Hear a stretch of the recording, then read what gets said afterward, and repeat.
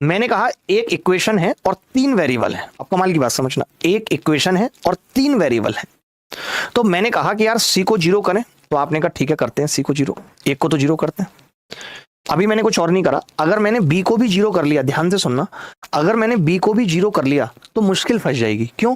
क्योंकि फिर ए भी 0 आ जाएगा, और जब सारे 0 आ जाएंगे तो 0/0 फॉर्म बन जाएगी। अब जो 0/0 है वो कुछ भी आ सकता है, 0 एकम 0 1, 0 दूनी 0 2, 0 तिया 0 3, यानी 0/0 अनिश्चित है, इनडिटर्मिनेंट है। आप 0/0 नहीं बता सकते कि ये किसके बराबर होगा। तो जब भी आप वैल्यू पुटिंग कर रहे हैं तो इस बात का ध्यान रखना है कि 0/0 फॉर्म नहीं बननी चाहिए। अरे नहीं भरत भाई, कैसी बातें कर रहे हो यार, नया चैनल बनाया है, बैक टू बैक क्लास चलेंगी, हफ्ते में 5 क्लासेस हैं तो हैं, समझ रहे हो, फालतू बात नहीं चाहिए, नहीं तो गांठें तोड़ दूंगा। अब मैंने कहा एक और 1/0 इनफाइनाइट होता है, यानी ये नीचे भी 0 नहीं बनना चाहिए।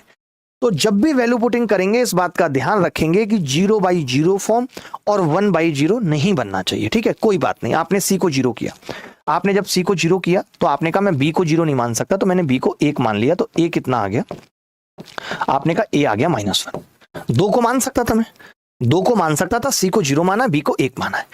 सवाल क्या है, ए स्क्वायर 1 प्लस बी स्क्वायर भी 1, और ये 0 होगा सी, और इसका स्क्वायर है नीचे, ए स्क्वायर 1 बी स्क्वायर 1, और ये तो 0 हो जाएगा पूरा। तो ऊपर आ रहा है जी 4 और नीचे 1, तो 4 ही सवाल का उत्तर है। D is the correct answer.